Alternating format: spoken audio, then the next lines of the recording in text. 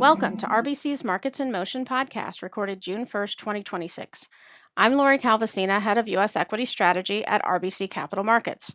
Please listen to the end of this podcast for important disclaimers. 3 big things you need to know. First, earnings sentiment, the rate of upward EPS estimate revisions, is now improving broadly within the equity market, which we think opens the door for a short-term pause in mega-cap growth leadership within the U.S. and U.S. leadership within global developed markets equities.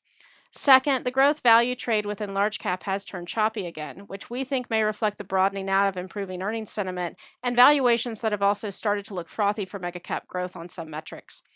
Third, the stock market optimism improved in the latest Conference Board survey, a bright spot in the consumer narrative, and a data point that alleviates some of our near-term pullback concerns. If you'd like to hear more, here's another 5 minutes. Before we jump into the details, we do need a favor. The 2026 Extel, formerly Institutional Investor, survey of sell-side research analysts is open and will close on June 12th. If you found our research and this podcast helpful, we'd appreciate your vote. Go to www.extelinsights.com, scroll down, and look for the black and white voting box on the right. Once inside the survey, pick All America Research, Macro, Portfolio Strategy, RBC, and Lori Calvasina. When you input stars, 5 is the highest. There are many excellent competitors, and the rankings can get very tight among the top 10 in this category, meaning every single vote does count. Now back to regular programming. We'll start with takeaway number 1. Earnings sentiment is improving broadly, opening the door for a short-term pause in mega-cap growth and U.S. leadership.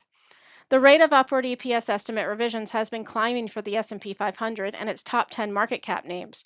But as reporting season came to an end, we've also been seeing a pickup for the rest of the S&P 500 and small caps on this stat as well.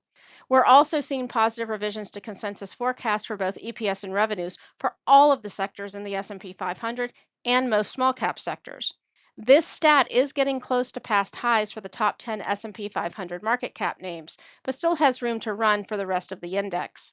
Additionally, while the U.S. still looks better than other developed markets on the rate of upward revisions in terms of both level and trend, some competition may be starting to emerge from Europe, where the rate of upward revisions has been quietly on the rise and is now back in positive territory. We continue to like growth over value and U.S. over non-U.S. on a longer-term 12-month view, but in the very short term, what we're seeing here may support the idea of a pause in big cap growth and U.S. leadership within equities. Moving on to takeaway number 2. Valuations are also pointing to the possibility of a pause in mega cap growth leadership.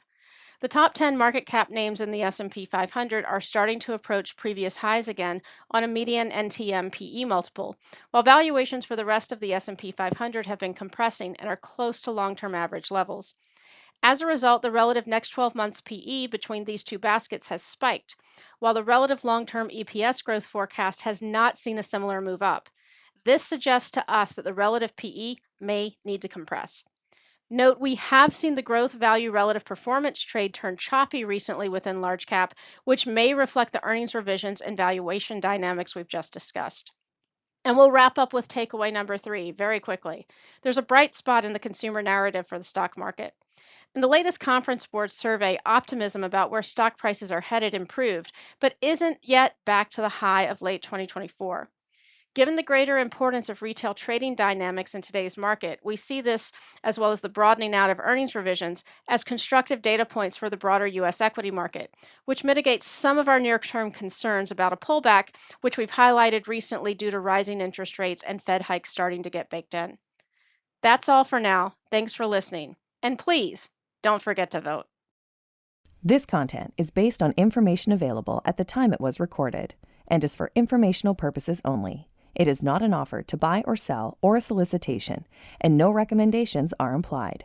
It is outside the scope of this communication to consider whether it is suitable for you and your financial objectives.